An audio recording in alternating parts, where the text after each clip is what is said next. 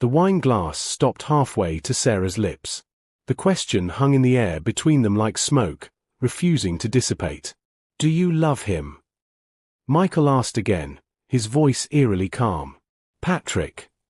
The name landed like a physical blow. Sarah set the glass down carefully, buying herself seconds she didn't know how to use. Patrick. How did Michael know about Patrick? She'd never mentioned him at home, had she? Their Tuesday dinners were sacred, no work talk, just them. Except lately, the silences had grown longer, filled with the sounds of cutlery against plates. "Patrick," she managed, her voice thin. Michael's jaw tightened. "Don't do that. Don't pretend you don't know who I'm talking about."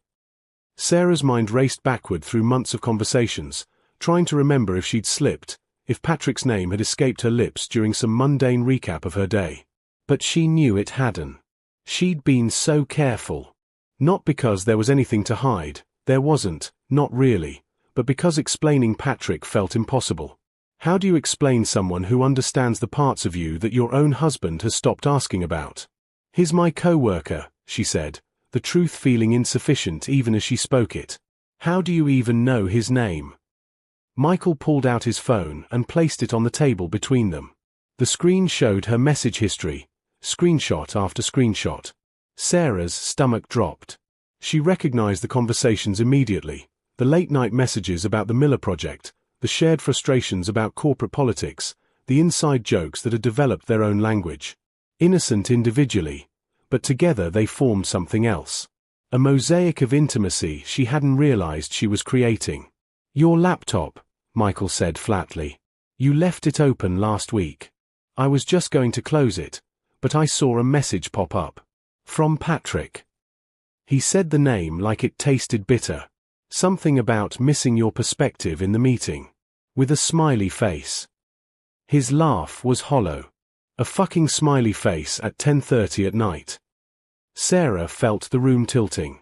She wanted to reach for her phone, to see what he'd seen, but it felt like an admission of guilt. "Michael, it's not what you think." "Then tell me what it is." His voice rose for the first time.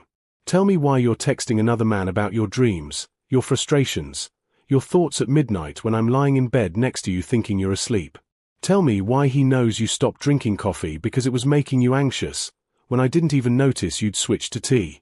Tell me why he's the first person you message in the morning. I saw the timestamps, Sarah. Before you even get out of bed, you're saying good morning to Patrick." Each accusation was a mirror she didn't want to look into. Because he was right. Somewhere along the way, Patrick had become her first thought in the morning and her last conversation at night. But they'd never touched, never even been alone outside the office. Surely that counted for something. "There's nothing physical between us," she said, knowing even as the words left her mouth how hollow they sounded. "Nothing physical."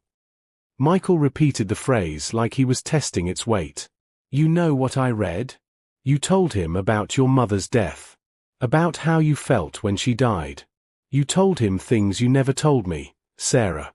We've been married for 8 years, and I learned more about how you processed your mother's death from reading your messages to Patrick than I ever knew from you." Sarah felt tears building but refused to let them fall.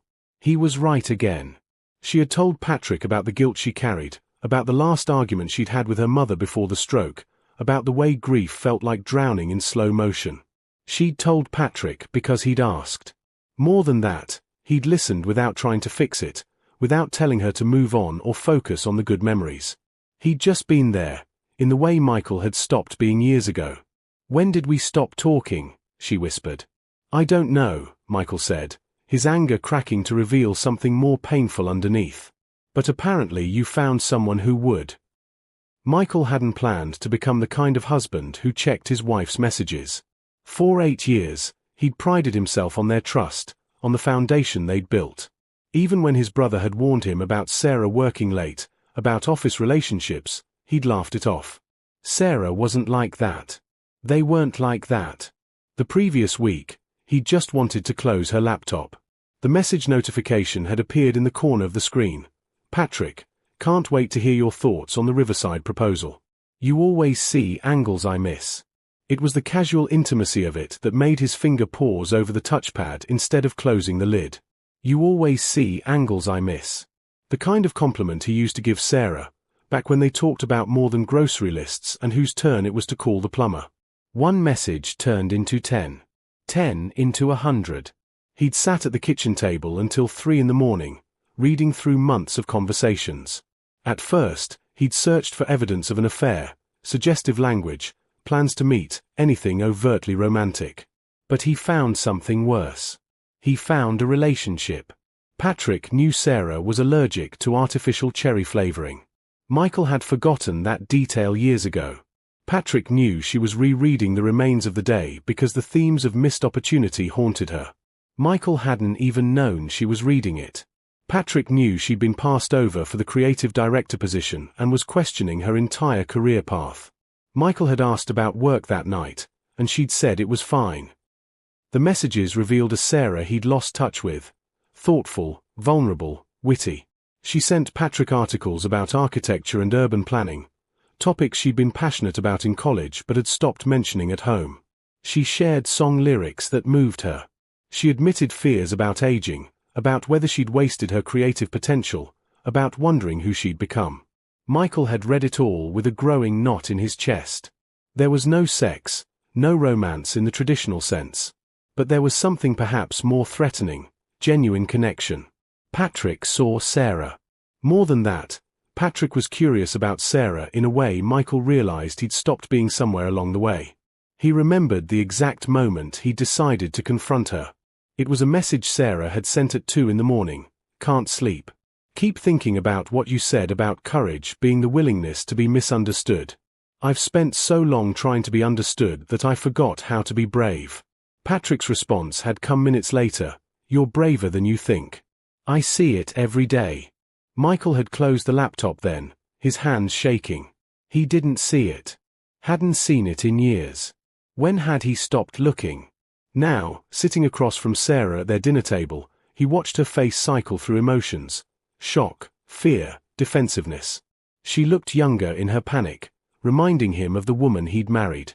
Back then, everything had felt easy. They'd talked for hours about nothing and everything. They'd finished each other's sentences. They'd been best friends who couldn't keep their hands off each other. "Tell me about him," Michael heard himself say, surprising them both. "Not the defense. Just tell me who he is." Sarah looked at him warily. "Why?" "Because I need to understand what I'm competing with." She flinched at the word competing. "You're not, Michael, you're my husband." "Am I?" The question came out more wounded than he'd intended. "Because that man knows you better than I do. So either you've been hiding yourself from me, or I've stopped paying attention. Either way, I need to know who Patrick is to you." Sarah was quiet for a long moment. When she finally spoke, her voice was barely above a whisper. "He's someone who asks questions." "I ask questions." "No," she said gently, and the gentleness hurt more than anger would have. "You ask if I'm okay. If dinner was good. If I remembered to schedule the car maintenance. Patrick asks what I think. What I feel. What keeps me up at night." She met his eyes. "When's the last time you asked me what I was afraid of?" Michael opened his mouth to answer and realized he couldn't remember. When had their conversations become so transactional? When had they stopped exploring each other's inner worlds and started just coordinating logistics? "I ask about your day every night," he said, defensive. "And I say it was fine. Because you ask while you're checking your phone or putting dishes away." Patrick asks and then waits for the real answer. "So this is my fault." "That's not what I'm saying." Sarah's frustration was showing now. "I'm trying to explain." "Explain what?" "How you developed an emotional affair." "It's not an affair." "Then what is it?" Michael stood up, needing to move. "What do you call it when my wife is emotionally intimate with another man? When she shares her inner life with him instead of me? When she lights up at his messages in a way she hasn't looked at me in years?" Sarah sat alone in their bedroom, her laptop open in front of her, scrolling through the messages Michael had read. Seeing them through his eyes was like watching a crime scene reconstruction. Each seemingly innocent exchange now carried the weight of betrayal. Patrick, how's the renovation pitch going? Sarah, stalled. Henderson wants traditional when the whole point is innovation. Sometimes I think I'm speaking a different language. Patrick, you are. It's called vision. Most people are fluent in safe. Sarah, thank you for getting it. Patrick, always. That always now felt loaded. At the time, it had just felt good to be understood. Patrick worked in brand strategy while she was in creative development, different departments but similar struggles against corporate mediocrity. They'd met at a company mixer 9 months ago, bonded over shared frustration with the direction of the Miller campaign. The conversation had been the most intellectually stimulating exchange she'd had in months. After that, they'd started having coffee before meetings. Then lunch occasionally. Then messaging about work, which had gradually expanded into messaging about everything else. It had happened so naturally she hadn't noticed the line being crossed, hadn't realized there was a line to cross. Sarah found the message where she'd told Patrick about her mother. It was 3 months ago, late on a Thursday night. Michael had been asleep. She'd been lying in bed, unable to stop thinking about the anniversary of her mother's death approaching, feeling the familiar weight of unprocessed grief. She'd reached for her phone. Sarah, do you ever feel like you're still waiting for closure on something that's already over? Patrick, is this about your mom? Sarah, how did you know? Patrick, you mentioned the other day that next week would be hard. I put it together. Want to talk about it? She'd spent the next hour typing out things she'd never said aloud. About the fight they'd had the week before her mother's stroke, something stupid about Sarah not visiting enough. About how her mother's last words to her had been criticism about her career choices, about settling for corporate work instead of pursuing architecture. About the guilt of feeling relieved mixed with the grief, because her mother's expectations had been exhausting. Patrick had responded thoughtfully to each message. He'd asked questions. He'd shared his own experience losing his father. He'd said, grief isn't linear, and neither is forgiveness, of others or ourselves. That message had cracked something open in her. She'd cried silently in bed next to her sleeping husband, then typed, "Thank you for seeing me." Now, reading it again, she understood why Michael was hurt. She should have turned to him with that grief. But Michael had known her mother, had witnessed years of their complicated relationship. Telling him would have meant reopening conversations about why she'd chosen her career over her mother's dreams for her, about the disappointment that had defined their relationship. Patrick was a clean slate, someone who could hear her story without the weight of history. But that was the problem, wasn't it? Intimacy was supposed to come with history. Her phone buzzed. A message from Patrick. "Hey, you've been quiet today. Everything okay?" Sarah stared at the message. Even his concern felt like a betrayal now. She typed and deleted 3 responses before settling on, family stuff. Need some space. Patrick. Of course.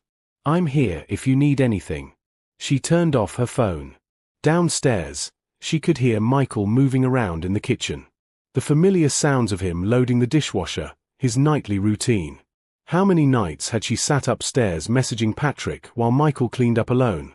How many times had she chosen the easy intimacy of text conversations over the harder work of reconnecting with her husband? Sarah opened a different folder on her laptop, old photos from their early years together. There she was at 26, laughing at something Michael had said, her whole face alive with joy. Michael at 28, looking at her like she was the only person in the world. When had they stopped looking at each other that way? She found their honeymoon photos, hiking in Colorado, both of them sunburned and grinning. She remembered that trip clearly. They'd talked about everything, their dreams, their fears, the life they'd build together. Michael had asked her 1,000 questions. About her childhood, her creative process, what she saw when she closed her eyes and imagined her future. When had he stopped asking? Or had she stopped answering? Somewhere in the 8 years of mortgage payments and career pressures and routine, they'd traded curiosity for comfort. They'd stopped exploring each other and started just existing alongside each other. But Patrick had been curious. Patrick had asked questions.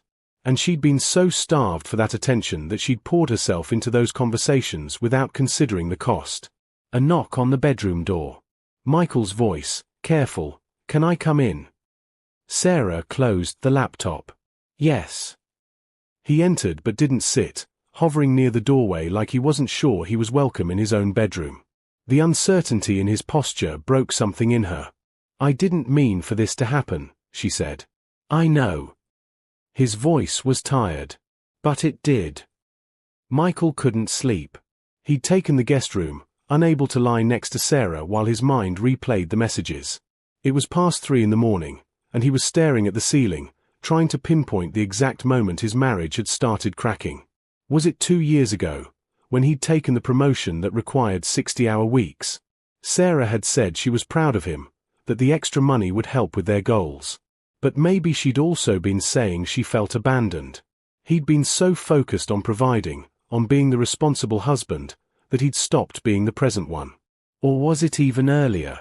After the miscarriage, when they'd both retreated into private grief instead of sharing it. He'd tried to be strong for her, to give her space to heal. Maybe she'd needed him to fall apart with her instead. He thought about all the evenings he'd half listened to her talk about work, already thinking about the emails he needed to send or the project deadline approaching. He thought about the times she'd suggested a weekend trip and he'd said they should save money. The time she'd wanted to try a new restaurant and he'd said their usual place was fine. When had fine become their default setting? His phone buzzed. A text from his brother Jake. "You up?" Weird late thought. "Remember when you and Sarah were first dating? You couldn't shut up about her. When's the last time you talked about her like that?" Michael stared at the message. Jake was right. In the beginning, he'd been obsessed with Sarah. Her mind, her laugh, the way she saw the world. He'd documented their relationship to anyone who would listen. His friends had been annoyed by how often he brought her up. Sarah said the funniest thing today. Sarah had this brilliant insight. You should hear Sarah's theory about. When had he stopped being amazed by her? He got out of bed and went to his office, pulling up his old blog. He'd kept one in his 20s, mostly abandoned now. He scrolled back to posts from 9 years ago, when he and Sarah were first together. "Met someone who makes me want to be more interesting. She talks about buildings like they're love stories. She notices things, the way light hits windows, the rhythm of traffic, the specific blue of 6 a.m. sky. I'm learning to see the world through her eyes, and it's stunning." Another post, 3 months later. Sarah theory of the day: everyone is the main character in their own story, so empathy is just remembering you're also a supporting character in everyone else's. Spent 2 hours talking about the ethics of attention.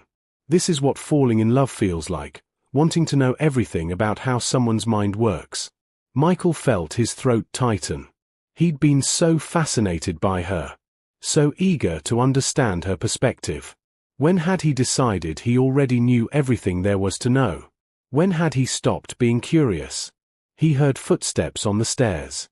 Sarah appeared in the doorway, also clearly unable to sleep. Her eyes were red. "Can we talk?" she asked. Michael nodded, closing his laptop. They sat on opposite ends of the couch in his office, the space between them feeling vast. "I ended it," Sarah said. "Told Patrick we need to keep things strictly professional. That I need to focus on my marriage." "Thank you," Michael said, but the words felt hollow. "But I don't think that's the solution." Sarah looked confused. "What do you mean?" "I mean Patrick isn't the problem. He's a symptom." Michael ran his hands through his hair. "I've been reading old journal entries from when we first met. I was so interested in you, Sarah. I wanted to know everything, how you thought, what you dreamed about, what made you angry or excited. I asked you questions constantly. When did I stop?" "I don't know," Sarah whispered. "I've been wondering the same thing." "I think I got complacent," Michael continued. "I thought knowing you meant I didn't need to keep discovering you. Like you were a book I'd finished instead of a story still being written." He looked at her directly. "I took you for granted. And Patrick didn't. That's why you connected with him." Sarah's eyes filled with tears. "But I let it happen. I should have told you I was lonely. I should have said I missed the way we used to talk. Instead, I found someone else to talk to. Why didn't you tell me? Because it felt like admitting failure.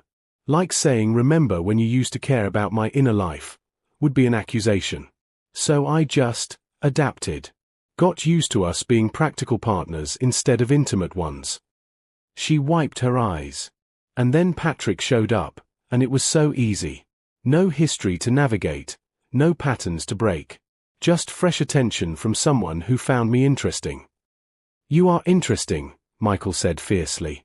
You're the most interesting person I know. I just forgot to keep paying attention.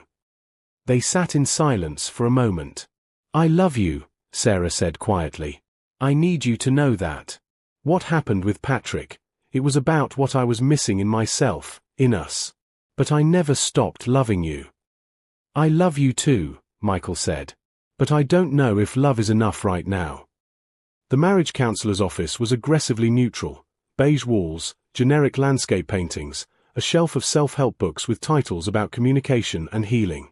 Michael and Sarah sat in matching chairs, carefully not touching, while Dr. Chen reviewed her notes.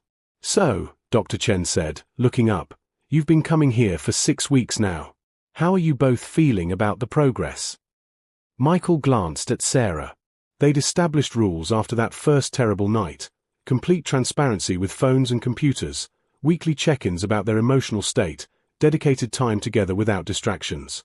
They were following the rules. But rules weren't the same as repair. Better, Sarah said, her default answer. We're communicating more. Michael. Dr. Chen prompted. He took a breath. Honestly, I'm still angry. Not all the time anymore, but it comes in waves. She'll laugh at something, and I'll wonder if Patrick made her laugh like that. She'll mention her day at work, and I'll picture her telling those same stories to him first. I'm trying to move past it, but I can't seem to let it go. Anger is normal, Dr. Chen said. Trust takes time to rebuild. Sarah, how are you handling Michael's anger?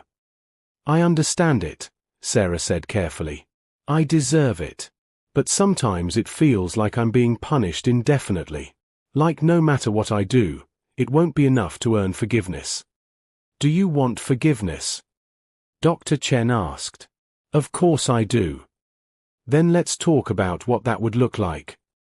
Dr. Chen turned to Michael. What would forgiveness mean to you? What would need to happen for you to feel like you could move forward? Michael was quiet for a long moment. This was the question he'd been avoiding, the one that kept him up at night. Because he didn't know if he could forgive. And he didn't know if Sarah deserved to be forgiven, or if he deserved to be the kind of husband who'd let his wife slip away in the first place. I need to understand why it was so easy for her to turn to someone else, he finally said. I need to know if I'm enough. If I can be enough. That's the wrong question, Dr. Chen said gently. Being enough isn't about perfection. It's about presence and effort. Were you present in your marriage before this happened? No, Michael admitted. I wasn't. Were you, Sarah? No, she whispered. I wasn't either. Dr. Chen leaned forward. Here's what I've observed over our sessions. You both stopped trying. You coasted on the foundation you built early in your relationship, assuming it would hold up forever without maintenance. Michael, you stopped asking questions. Sarah, you stopped sharing honestly. You both created the emptiness that Patrick temporarily filled. So it's both our faults? Michael asked, hearing the bitterness in his voice. I'm not interested in fault, Dr. Chen said. I'm interested in whether you both want to rebuild. Because if you do, it will require more vulnerability and effort than your first relationship. You're not starting fresh, you're renovating something that's been damaged. That's harder work. Sarah reached for Michael's hand. He hesitated, then let her take it. I want to try, she said, looking at him. I want us to remember why we fell in love. I want to be curious about you again, and I want you to be curious about me. I want to do the hard work. Michael studied their intertwined fingers. He thought about the messages, about the betrayal, about the nights he'd spent angry and hurt. But he also thought about 9 years of history, the good years before the drift. The inside jokes. The shared dreams. The way Sarah had held him when his father died. The way he'd supported her through career setbacks. The foundation had cracked, but maybe it could be repaired. "I'm afraid," he said quietly. "I'm afraid this is who we are now. That we're just two people who stopped seeing each other, and that pretending otherwise is a fantasy." "Then let's stop pretending," Sarah said. "Let's acknowledge that we failed each other. That I hurt you and you neglected me and we both lost sight of what we had. Let's start from there, from honest hurt, and see if we can build something better." Michael looked at his wife, really looked at her. He saw the exhaustion in her eyes, the hope fighting with resignation. He saw the woman he'd married and the stranger she'd become and the complicated truth that she was both. "Tell me something I don't know about you," he said suddenly. Sarah blinked. "What?" "Something you haven't told me. Something real." She thought for a moment. "I've been afraid we were becoming my parents, staying together out of habit instead of love. My mother spent her whole life married to someone who stopped seeing her. I swore I'd never do that, and then I looked up one day and realized I had." Michael absorbed this. "I didn't know you thought about them that way." "I've never said it out loud before." "Why not?" "Because then I'd have to admit we were in trouble. And I didn't want to be the one to say it." She squeezed his hand. "Your turn.